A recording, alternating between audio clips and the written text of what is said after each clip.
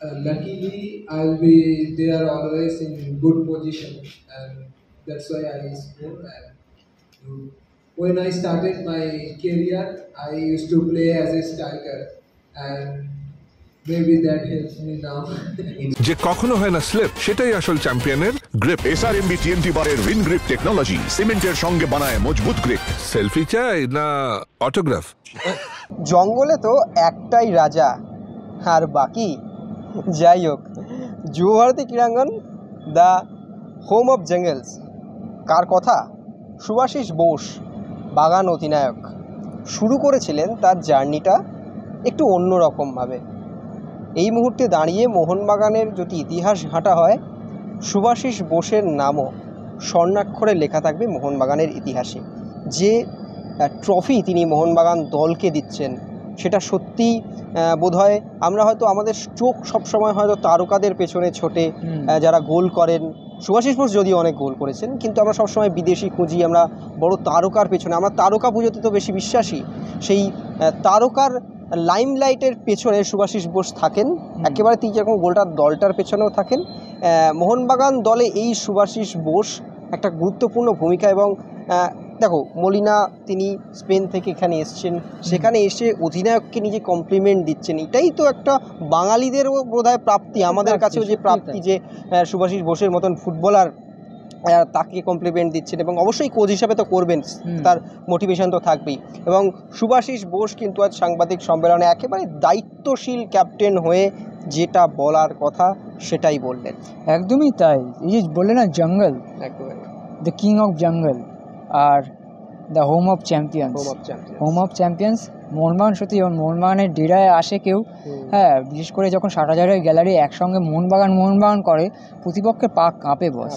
আর সেখানে সেই চাপটা হোম দলের, মানে ঘরোয়া যাদের খেলছে তাদেরও একটা চাপ থাকে যে আমাদের প্রমাণ করতে হবে। সেখানে দাঁড়িয়ে ক্যাপ্টেন শুভাশিস বোসকে নিয়ে গত মরশুমে যখন তিনি সবে অধিনায়ক হয়েছেন, তাকে নিয়ে যে সমালোচনা হচ্ছিল, তিনি কিন্তু ট্রফি দিয়ে বস আর প্রমাণ করেছেন নিজের পারফরমেন্স দিয়ে।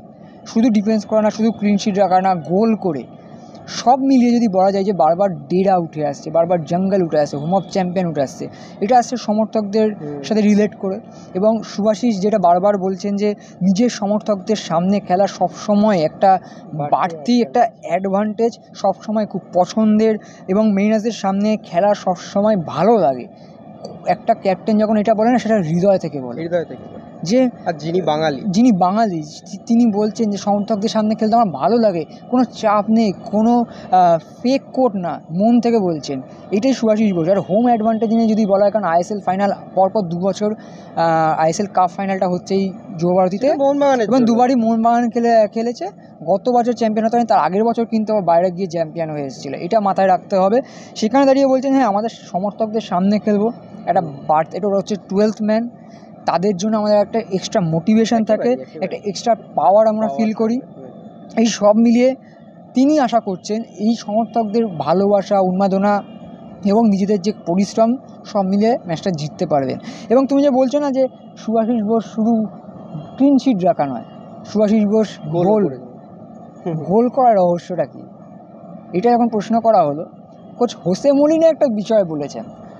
মলিনা বলছেন, যখন আমাদের অনুশীলন হয়, শুভাশিস বোস নাকি স্ট্রাইকার পজিশনে খেলে। মানে এটা কি হলো? তাকে আবার সঙ্গে সঙ্গে জিজ্ঞাসা করা হলো, তাহলে ম্যাচে কেন খেলানো হয় না? এটা কিন্তু ভালো প্রশ্ন ছিল। সেখানে দাঁড়িয়ে শুভাশিস নিজে বললেন যে তিনি যখন তার কেরিয়ার শুরু করেছিলেন, অনেকেই এটা জানেন, আমরা যেমন আগেও শুনেছি যে তার কেরিয়ারটা যখন শুরু হয়েছিল অ্যাজ এ স্ট্রাইকার শুরু হয়েছিল।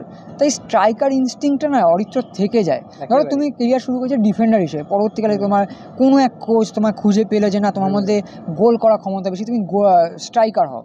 তো তুমি স্ট্রাইকার তো হয়ে গেলে, কিন্তু কোনো একটা ম্যাচে বা কোনো একটা সিজনে তুমি দেখলে হয়তো তুমি নিজে এসে অনেক হেল্প করলে।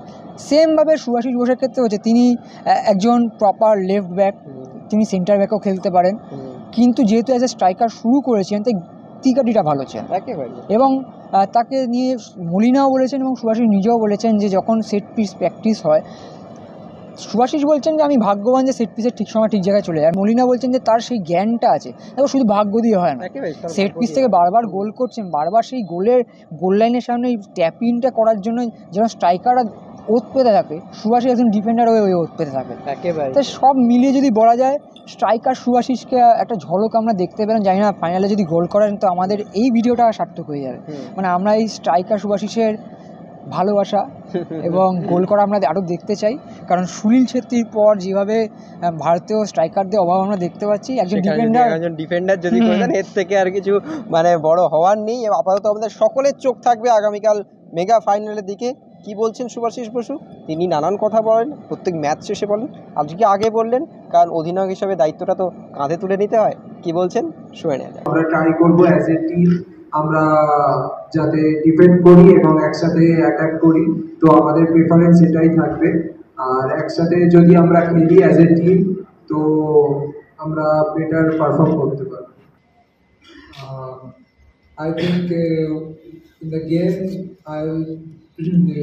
most important is the delivery, and we have good players who can deliver very good balls, and luckily I'll be there always in good position, and that's why I score. And when I started my career, I used to play as a striker, and maybe that helps me now.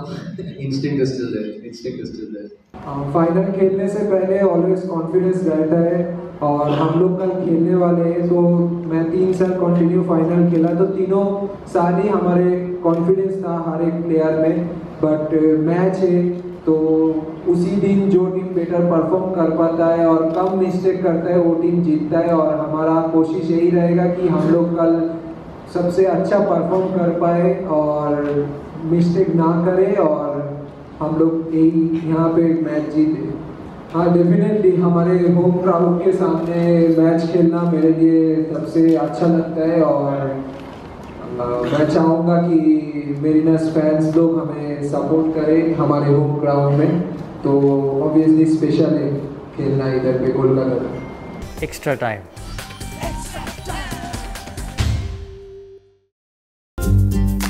Latest news R exclusive ভিডিওর সঙ্গে update থাকতে এখনই subscribe করুন আমাদের YouTube channel. Bell আইকনে click করতে ভুলবেন না যেন।